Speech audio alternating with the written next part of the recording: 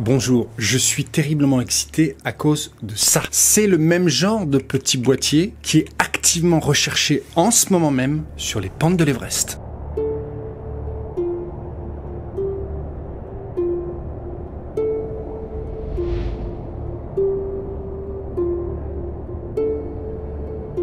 L'affaire de George Mallory et Sandy Irvine est l'une des plus grandes énigmes de l'histoire de l'alpinisme. Elle a fasciné le monde depuis leur disparition en juin 1924, alors qu'ils tentaient de devenir les premiers à atteindre le sommet du mont Everest.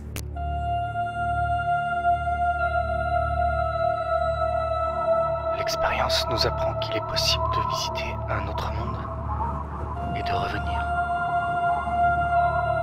Que des sommets en apparence imprenables peuvent se révéler accessibles.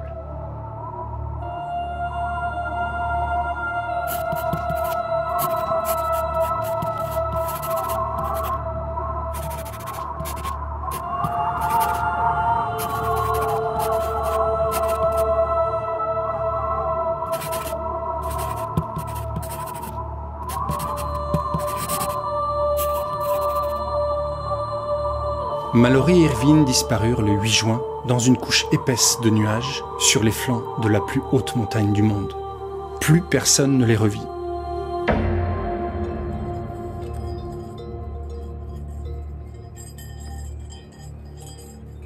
100 ans plus tard, cette histoire continue de captiver, surtout après la découverte récente des restes de Sandy Irvine il y a quelques jours, plus précisément sa chaussure avec son pied à l'intérieur, ce qui pourrait potentiellement résoudre le mystère de savoir s'ils ont réellement réussi à atteindre le sommet avant de périr. Et pour ça, il faudrait retrouver quelque part dans la neige, dans la glace, dans les rochers, une preuve incontestable de leur réussite.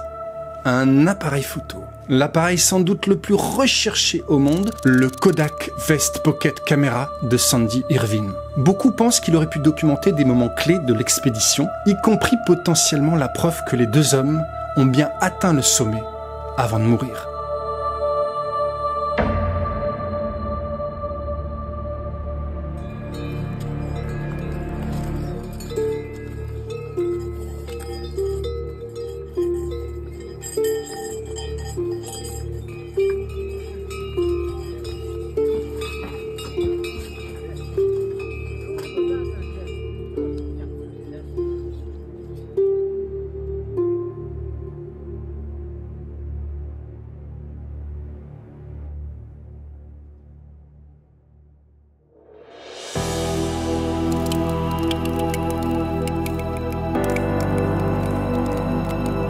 Depuis un an, Mallory ronge son frein et son remords. Voilà plusieurs mois qu'il attend de repartir vers le sommet de ses rêves, le sommet des dieux. La dernière expédition s'est soldée par un échec cuisant, notamment avec la mort de 7 Sherpas, emportés par une avalanche. Voilà pour le remords. Mais Mallory a un impérieux besoin de revenir. Problème, le Mount Everest Committee manque de fonds pour organiser une nouvelle expédition. Alors Mallory va participer à une tournée de conférences à travers le monde pour récolter les sommes manquantes. C'est au cours de l'une de ces conférences à New York qu'un journaliste va poser une question fâcheuse. Pourquoi vouloir gravir l'Everest ? Le grimpeur répondra par une phrase simple qui va rentrer dans l'histoire, parce qu'il est là. En 1924, une troisième expédition britannique arrive enfin au pied des montagnes himalayennes. George Mallory a choisi Andrew Sandy Irvine, un ingénieur talentueux de 22 ans, pour tenter la dernière ascension. Irvine est notamment compétent pour gérer les bouteilles d'oxygène, pesant quand même 13 kg sur chaque dos, que les deux hommes vont emporter jusqu'au sommet. Ces derniers sont vus pour la dernière fois le 8 juin 1924 à 12h50, à seulement quelques centaines de mètres du sommet. Leur coéquipier, Noel Odell, a signalé les avoir vus franchir l'une des dernières difficultés de la montagne, mais après cela, ils ont disparu dans les nuages, sans laisser de traces. Que s'est-il passé ? On ne le saura jamais. Le destin de Mallory et Irvine est alors resté incertain, alimentant la spéculation pendant des décennies.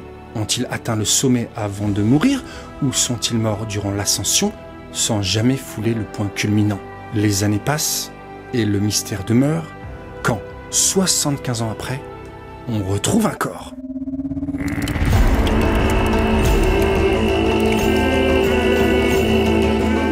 Il a fallu attendre 1999 pour que le mystère commence à se dissiper. Une expédition menée par Jochen Hemleb, un Allemand obsédé par le mythe, et par Konrad Anker, un alpiniste américain connu pour avoir vécu une vie romanesque et aventurière particulièrement intense, a découvert le corps de George Mallory à environ 600 mètres du sommet sur la face nord de l'Everest, précisément ici. Le corps était remarquablement bien conservé par le froid, toujours en tenue d'alpinisme. Dans les poches du grimpeur, on retrouve un taille-crayon, une petite paire de ciseaux, un biscuit à la menthe, un mouchoir brodé, une boîte d'allumettes et une paire de lunettes. Par contre, il manque une photo. La photo de l'épouse de Mallory. Cette photo que Mallory voulait déposer au sommet de l'Everest. Où est-elle ? Cela prouverait-il que l'homme a bien atteint le sommet ? Ce n'est malheureusement pas suffisant pour prouver quoi que ce soit. L'élément clé qui manque dans la zone de la trouvaille du corps est toujours et encore ce fameux appareil photo Kodak que portait Irvine, qui pourrait contenir des preuves photographiques de leur passage au sommet. La découverte de Mallory n'a fait qu'amplifier l'énigme. Bien que son corps ait été retrouvé, la question de savoir s'il avait atteint le sommet avant de mourir restait sans réponse. Le point crucial était de retrouver Irvine et potentiellement cet appareil photo manquant. Et il y a quelques jours, une équipe était à 2 doigts de le faire.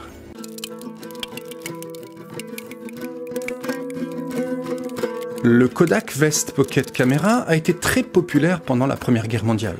Et on l'a surnommé à l'époque le soldat avec un appareil photo. C'était un modèle d'appareil photo portable révolutionnaire, produit à partir de 1912 par Eastman Kodak Company.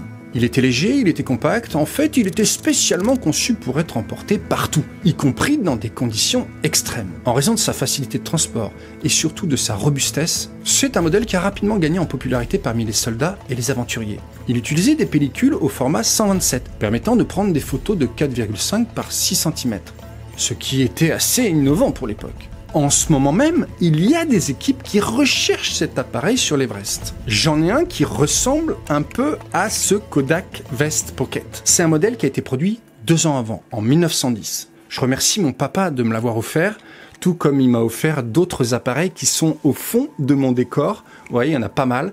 Peut-être un jour, je vous présenterai tous ces appareils. Ça vaut vraiment le détour. Ce sont des objets qui sont fascinants, qui sont historiques. Je vous invite vraiment, je vous le répéterai en fin de vidéo, mais je vous invite à ne pas les jeter, surtout pas. Si vous n'êtes pas intéressé par ce genre de choses que vous avez retrouvées dans votre famille, c'est pas grave, vendez-les à des passionnés, mais ne les jetez pas à la poubelle, c'est important. N'allez pas les mettre en déchetterie, surtout pas. Donc le petit appareil que j'ai, c'est un Kodak Hawkeye Shutter. Il s'ouvre comme ça, regardez. Hop. Vous avez donc un petit bouton qui permet d'ouvrir le boîtier. Ici, vous avez un rail et vous pouvez tirer ici une chambre noire qui dispose d'un soufflet dans laquelle vous allez pouvoir justement prendre votre photo. Donc, devant, on a l'objectif, bien évidemment. Ici, vous avez la possibilité de régler ce qu'on appelle l'ouverture. C'est pour ça qu'il s'appelle shutter. Cette ouverture se règle grâce à des lamelles qui forment un iris qui permet de s'ouvrir et de se fermer. Et quand vous avez trop de lumière, l'objectif est de fermer cet iris pour laisser passer moins de lumière. Sinon, il y aurait une surexposition sur la pellicule quand la photo serait prise. Donc, vous réglez votre ouverture. Ensuite, vous avez un viseur sur le dessus dans lequel vous pouvez faire votre cadrage. Alors, c'est un cadrage très aléatoire, mais ça permet quand même de voir ce que vous photographiez, notamment par exemple si vous étiez la montagne. Bon, vous pouvez cadrer comme ça. Une fois que vous avez fait ces 2 réglages, cadrage et ouverture, et bien ici vous avez un petit obturateur. Vous pouvez donc déclencher l'obturateur, prendre la photo va venir s'imprimer ici dans la boîte noire qui contient justement la pellicule. À l'intérieur, il n'y en a pas. D'ailleurs, si vous en avez un dans votre maison, voilà, vous avez hérité ça de votre famille, regardez s'il y a une pellicule à l'intérieur. Parce que peut-être qu'elle n'a pas été développée. Et peut-être que vous pourriez la développer. Et trouver des photos de votre famille ou des photos d'un événement peut-être important qui n'ont pas été développées et qui pourraient avoir une valeur historique extrêmement importante. Donc je vous invite à aller farfouiller vos placards à la recherche de ça. Bon, en tout cas, moi, je ne l'ai pas, effectivement, mais c'est à l'intérieur qu'on récupère la pellicule, et c'est ça qu'on apporte à faire développer dans une chambre noire pour récupérer les photos. C'était tout en manuel, il fallait pas se planter. Si vous faisiez mal votre réglage d'ouverture, vous pouviez avoir des photos toutes cramées à l'intérieur, avec en fait une page blanche, et donc c'est ce fameux appareil qui est recherché actuellement sur les pentes de l'Everest. Ils n'ont pas retrouvé l'appareil, mais ils ont retrouvé autre chose. Revenons justement à cette découverte qui a été faite il y a quelques jours.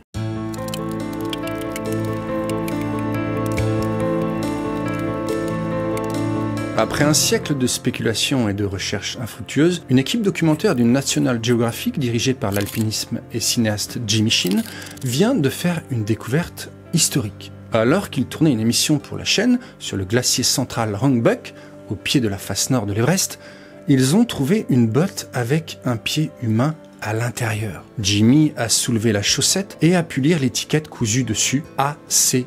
Irvine ». Jimmy Sheen a déclaré ceci sur le compte Instagram du National Geographic.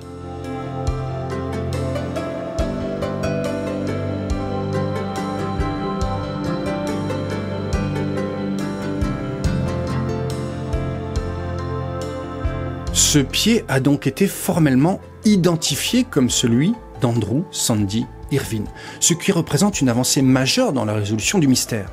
Les tests ADN sont prévus pour confirmer de manière définitive l'identité des restes. Cette découverte a été particulièrement émouvante pour l'équipe et surtout pour la famille, qui espère désormais bien sûr que cela va servir à découvrir ce qui s'est réellement passé au sommet de cette montagne. Cette découverte a ravivé les espoirs de retrouver l'appareil photo contenant les preuves tant attendues de leur réussite ou de leur échec. Du point de vue historique, cette découverte pourrait également modifier la chronologie officielle de la conquête de l'Everest. Jusqu'à présent, l'histoire retenue est que Sir Edmund Hillary et Tenzing Norgay ont été les premiers à atteindre le sommet en 1953. Toutefois, si des preuves montrant que Mallory et Irvine ont réussi à gravir la montagne sont découvertes, cela pourrait réécrire cette partie de l'histoire de l'alpinisme.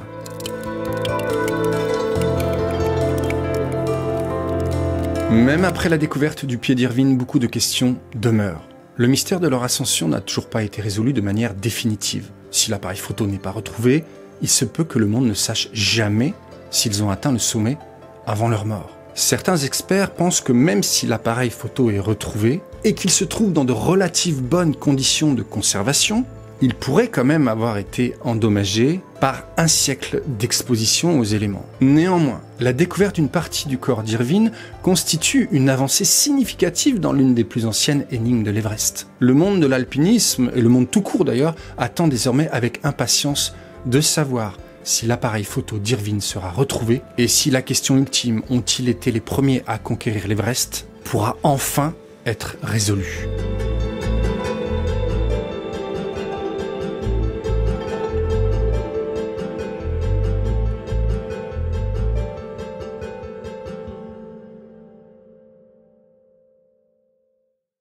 Merci d'avoir vu cette vidéo. Je vous répète, si vous avez des appareils, ne les jetez pas, n'allez pas les mettre en déchetterie, gardez-les ou alors vendez-les à des passionnés sur eBay. Je vous donne une petite info qui va peut-être vous exciter, mais ce genre d'appareil, celui-là notamment, le Kodak Hawkeye Shutter, celui que j'ai dans les mains, sur eBay, il se valorise entre 60 et 150 €. Donc, c'est une valeur financière, mais c'est surtout une valeur historique. Ce sont des appareils extraordinaires. Ce sont les premiers appareils portables, les premiers appareils où on prenait des photos à main levée, on pouvait le faire, c'est incroyable. Donc gardez ces objets, ce sont vraiment des objets précieux. Voilà, sinon je vous conseille une petite lecture. Il y a certaines phrases qui ont été utilisées en introduction. Le bouquin s'appelle Vers l'Everest et c'est de George Mallory. À l'intérieur, c'est très intéressant puisque vous avez en fait vers la fin son journal de bord et notamment le dernier message qui a été écrit dans son carnet. C'est passionnant. Alors, il faut aimer la montagne, bien sûr, mais c'est une valeur historique. Voilà, n'hésitez pas, si le sujet vous passionne, c'est vraiment un bouquin à ne pas louper. Attention, hein, je vous encourage à la lecture, c'est pas du tout une promotion d'un bouquin, c'est vraiment, voilà, je vous encourage à lire. Moi, je lis beaucoup, donc je vous encourage à lire ce genre de lecture qui fascine, qui émerveille. En tout cas, voilà, passionnez-vous pour ce genre d'histoire et passionnez-vous aussi pour d'autres histoires sur ma chaîne. Alors abonnez-vous à la chaîne parce que je suis très en alerte justement sur toutes ces informations. S'il y a une information qui tombe, bien sûr je vous en ferai une vidéo, donc abonnez-vous pour rien louper. Et bien sûr un petit like, un petit commentaire, un petit partage, c'est un grand merci que je vous dis si vous le faites. Ça prend pas beaucoup de temps et c'est vraiment pour nous créateurs, ça nous fait vraiment du bien pour continuer ce qu'on fait avec passion. Parce que des fois, c'est pas facile. Voilà, je vous remercie d'avoir vu cette vidéo Je vous embrasse très fort comme d'habitude. Je vous salue bien bas et je vous dis à très vite pour une prochaine vidéo.